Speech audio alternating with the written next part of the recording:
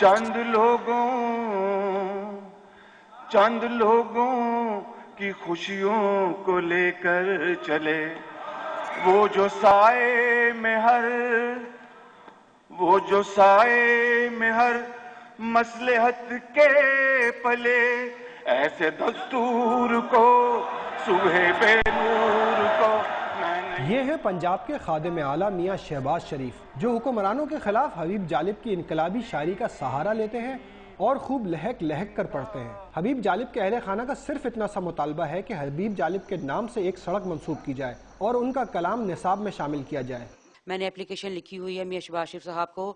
اس پہ اپروول ہو گئی ہے، جالب صاحب کے نام پہ سڑک منسوب کی جائے اور ان کا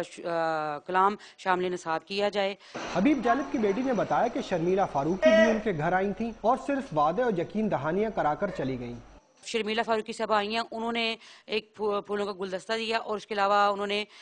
پھل دیے جالب صاحب کی بیگم کے لیے۔ شرمیلا فاروقی نے ہمیں کوئی پیسے نہیں دیے اور نہ ہی ہم لوگوں نے پیسے ان سے مانگے ہیں، چیک ہم نے ان کو واپس کر دیا تھا کہ میں نے ان کو یہ کہا تھا کہ دیکھیں پلیز حبیب جالب کو اتنے سستے میں نہ بیچیں۔ شاعر انقلاب حبیب جالب نے جس اعلیٰ پائے کی شاعری کی، حکمرانوں اور مزدور رہنماؤں نے ان کے خاندان کی خواہش کو اتنا ہی نظر انداز کیا۔